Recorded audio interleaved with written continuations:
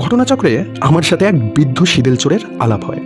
আমার এক বন্ধুর দাদু হন তিনি একটা কথা বলেছিলেন সেদিন, যার জন্য এই ভিডিওটি করা। তিনি বলেছিলেন,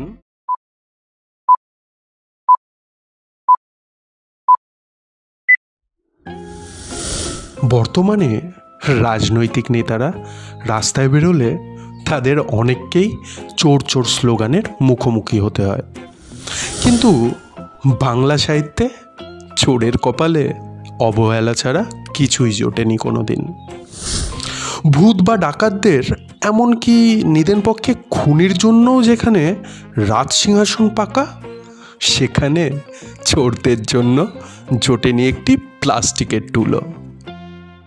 তাই কাব্য কথায় আজকের এই ভিডিওতে গ্রাম বাংলার চোরেদের মহারাজা শীদেল চোরের ইতিবৃত্ত নিয়ে কথা বলে তাদেরকে উদ্ধার করার একটা ছোট্ট প্রচেষ্টা করা হলো। তবে এই ভিডিওর শেষে আপনাদের জন্য থাকছে একটি গুরুত্বপূর্ণ বার্তা, তাও স্বয়ং একজন সত্যিকারের চোরের থেকে। তাহলে চলুন শুরু করা যাক হঠাৎ দেখা হঠাৎ কথা।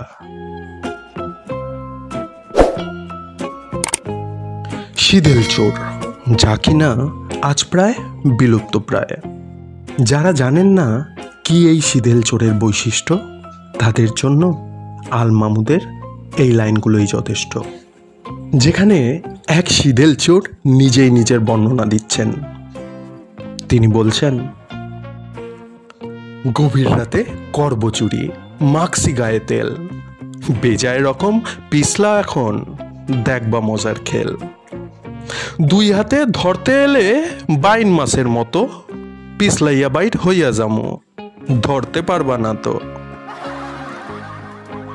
অর্থাৎ শীদেল চোর হলো এমন এক চোর যে কিনা গভীর রাতে নিজের সারা গায়ে তেল মেখে বাড়ির নিচে গর্ত করে ঘরে প্রবেশ করত এবং ঘরে যা জিনিস পেত তা নিয়ে পগার পার হয়ে যেত। এবার অনেকের মনেই প্রশ্ন উঠতে পারে, গায়ে কেন তেল মাখতেন তারা গায়ে তেল মাখতেন কারণ কখনো যদি কেউ তাদের ধরতে আসে, তারা যেন বাইন মাছের মতো তাদের হাত থেকে ফসকে পালিয়ে যেতে পারে। শীদেল চোর শব্দটি গ্রাম বাংলায় বেশ পরিচিত। শীত কেটে অর্থাৎ গর্ত খুঁড়ে চুরি করা হয় বলে আঞ্চলিক ভাষায় এদেরকে শিংচোরও বলা হয়ে থাকে।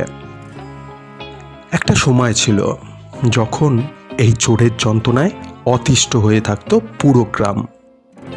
ঘর ফাঁকা রেখে কোথাও বাইরে যাওয়ার জো ছিল না গ্রামবাসীদের, কারণ ঘর পুরো খালি রেখে বেরোলেই এটা নিশ্চিত ছিল যে গৃহকর্তা ফিরে এসে দেখবেন বাড়ির কোনো এক দেয়ালের নিচে একটা বড় গর্ত, এবং ঘরে ঢুকেই দেখবে সব দামি জিনিস গায়েব।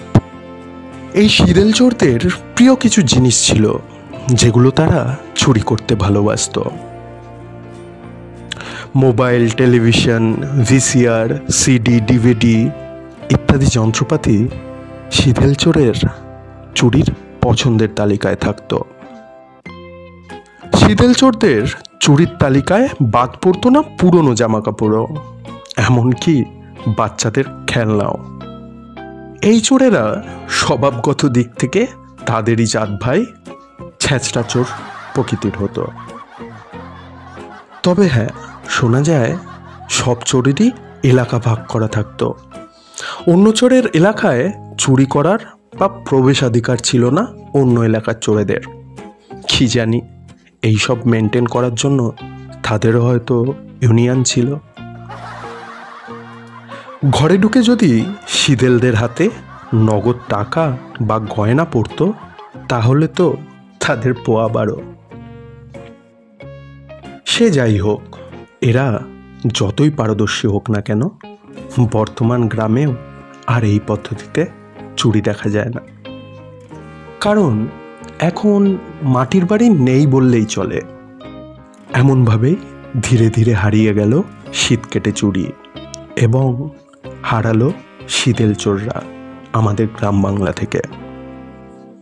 অবশ্য ভেবে দেখলে তাদের অন্তর্ধান সকলকেই অনেকটা স্বস্তি এনে দিয়েছে।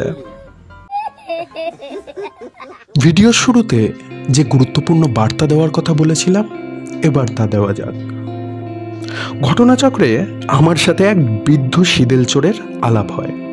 আমার এক বন্ধুর দাদু হন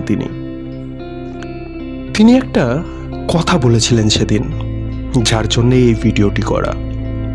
তিনি বলেছিলেন, এই যে রাস্তাঘাটে ছিচকে চোর ধরা পড়লেই উত্তেজিত জনতা তাকে পিটিয়ে মেরে ফেলে, কিন্তু যে চোরেরা নেতার গতিতে বসে আমাদের চাকরি, আমাদের পরিশ্রমের ফল এবং সর্বোপরি আমাদের ভবিষ্যৎ চুরি করে নিচ্ছে, তাদের কোন শ্রেণীর চোরের তলে ফেলা হবে?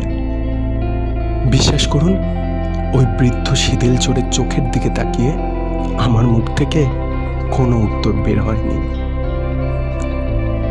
আপনি উত্তরটা জানলে কমেন্ট করে জানাবেন। ভালো থাকবেন, সুস্থ থাকবেন।